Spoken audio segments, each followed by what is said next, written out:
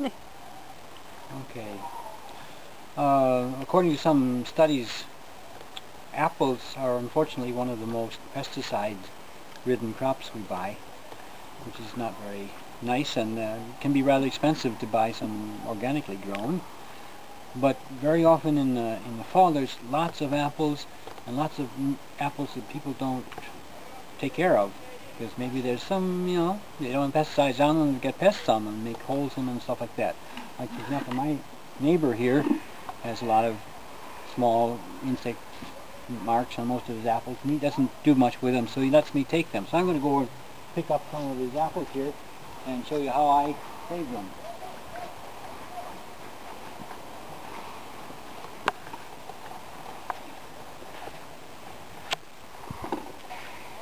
Some of them keep pretty nice, but most of them will have at least one hole in them that some insect has made. But that's one way of knowing that they haven't had pesticides on them, so it's kind of like having an organic inspector that's already checked it out. Now I'm finished. We have one tree over here that's ours, and in the spring, when the tree is flowering, I went over quite a bit to take away all the tent caterpillar things that I could find on it. And it took a bit of work, but it seems to have paid off. The apples look pretty good there this year.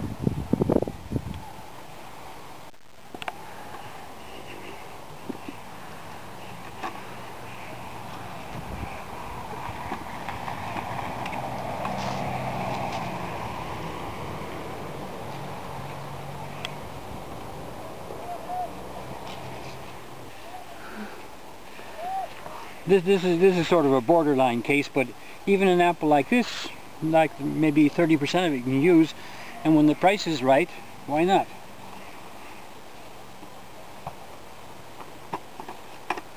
Okay. Yeah, the apples can be very different. Like this one is quite nice. There might be a little burrowing insect under these two spots, but otherwise it looks pretty. Oh, there's one more, but it's pretty good otherwise. This one has some rather deep damage, and a lot of people just throw this away, but it can really be used. A good part of its weight is actually okay. And since there are insects that have been there, we know that there's not pesticide there, which is a value in itself. What I usually do is take a knife, cut off a little piece of, like this. A piece like this will dry rather slowly, which has the peel on it, the skin on it, and I usually just eat that up right now. And then I try and cut slices that are of an even thickness, put them down so they get air on the surface with some kind of baking paper,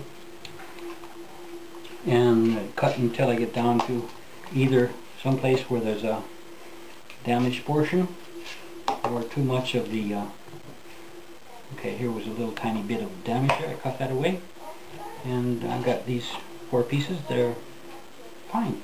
They could be from this apple. I mean, you don't see anything wrong with those parts. Then I go to another part and say, okay, cut off the skin from an area there, so I can start cutting pieces where both sides can be releasing moisture in the drying process. Cut up like that, lay it out. Then when I get down to damaged parts, I can cut off the damaged part.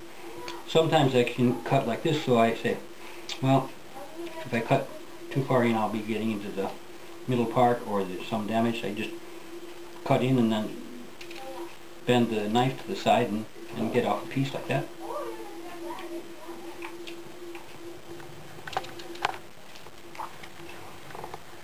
So out of this rather ugly apple, I was able to get out these nice pieces. With a bigger apple, you might, and if you have a lot of apples and you like to do this, you might consider buying a machine like this, an apple lathe. Okay, I'll show you how this one works. It works best with a nice apple like this. You start by putting the apple on these 3 prongs here. And you can release this to be able to push it in towards the knives. This knife cuts out the core, this edge here, and this one cuts a spiral cut around the apple, so you get a long piece of apple around the core.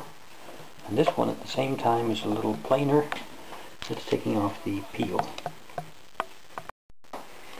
So I take my apple and put this part where the stem comes out on the 3 prongs here, and have it pointed so it goes towards this end.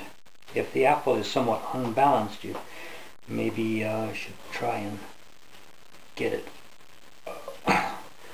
Okay, now I've put it in there. If I push this down, I can quickly move this forward without cranking it.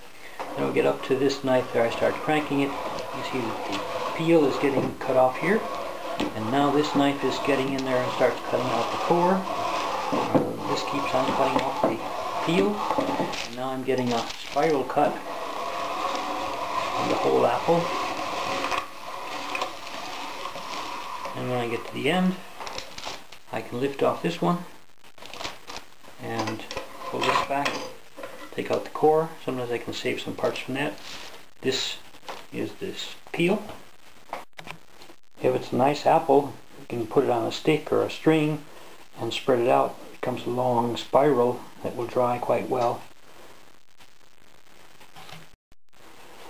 When you're working with the apples, it's nice to have a nice thin knife. If you're not going to hang it up on a stick, or if there are damages, you can take a knife and just cut down one cut through it.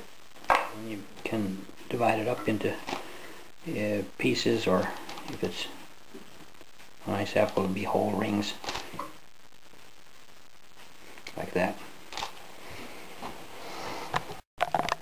When I just have small amounts of fruits and not in a hurry, I can often put them in the space above the refrigerator, where there's always a little bit of warm air coming from behind, and in a couple of days it can be finished. If I have a lot of apples to get dried and in a hurry, I'll use the oven, in which case I'll put them in on sheets on baking paper and have a stick or something that keeps the door from being tightly closed, and then I'll put on the heat. If I can choose, I put it so it just comes at the bottom, and I put it at about 50 degrees centigrade.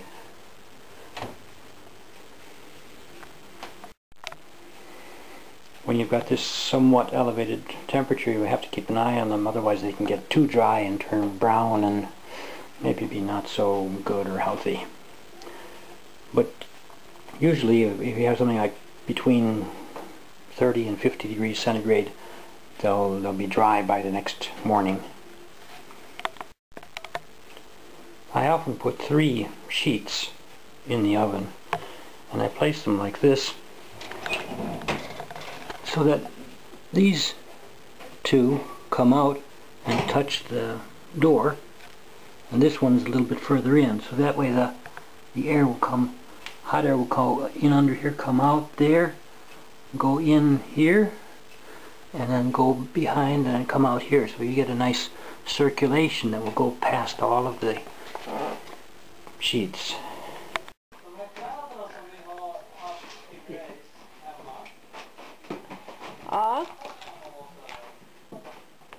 In that case, I don't know.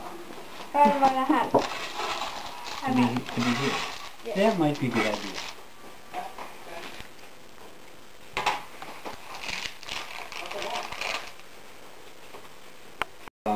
The peels that I get with the apple lathe,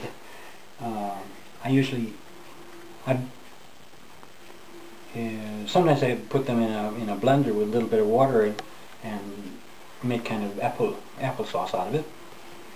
Yeah. But right now I'm just putting things into glass jars to keep until I'm going to use them. And you can press them in pretty hard.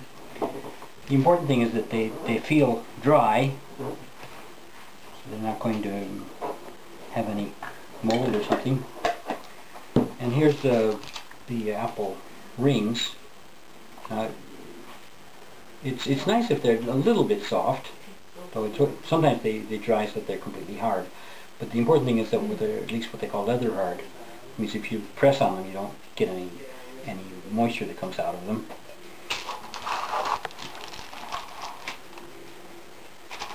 And you can pack them if they're not as hard dried. You can pack them tighter. If they're real hard, it can be hard to push a lot into one jar. But if you look at one jar like this, you can get an awful lot of apples into it once you've dried them. And it's only the part of the apple that you really eat that you're saving too. So both getting rid of the core and stuff like that, plus the dehydration means that you get a lot more into one container than you would otherwise. Okay. Once you've got them dried and put it into glass jars, preferably in a dark space, they can hold for a long time. This is last year's. This is some strawberries from 2009.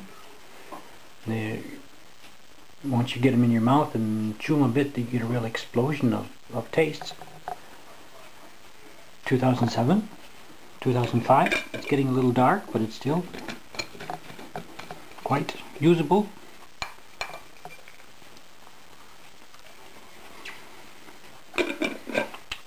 So, try it out. I've also done black choke cherries.